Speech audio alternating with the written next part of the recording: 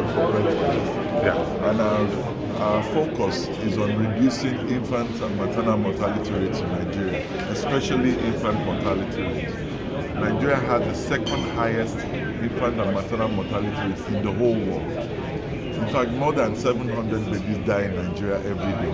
And depending on the resource you look at, sometimes it's actually more than 1,000. And many of our babies die at the mothers for simple reasons. Birth asphyxia, prematurity infections, postpartum hemorrhage, things like that. So our mandate is really to train healthcare providers on basic skills so that they can save lives and also increase their capacity. So we've been doing that for a number of years. And from doctors, nurses, midwives, community health extension workers, even up to traditional birth attendants. And we've worked in several parts of the country.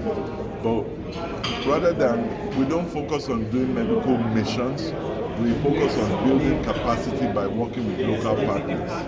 So one of the things we've been able to do in recent times is start to partner with executives of Pediatric Association of Nigeria and Nigeria Society for Neonatal Medicine. So based on that relationship, we're now able to train people in Lagos, Ibadan, Port Harcourt, Asaba, Enugu, Zaria, Maiduguri.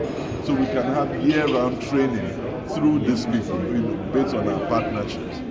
And of course, the usual limitations, finances, and all of that stuff.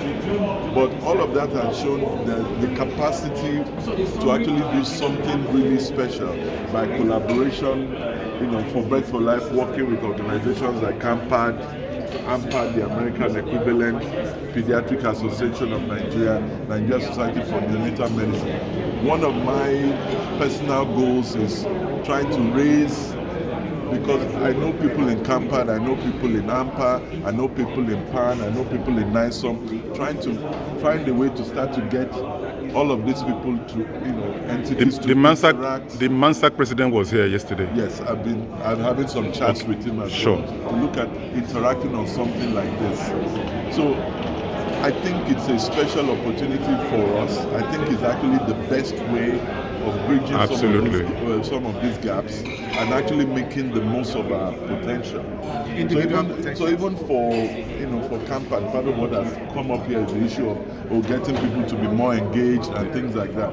People will be more engaged when they see the dividends of that engagement. Absolutely. And I think that one core mandate has to be improving healthcare in Nigeria and saving this horrible pediatric index that we have. It's really sad to see, and it's also a little bit frustrating because the solutions are practical and simple. So we train healthcare providers and then equip them suction devices and ambu bags. Mm-hmm. If you notice, I say some of our local, many of the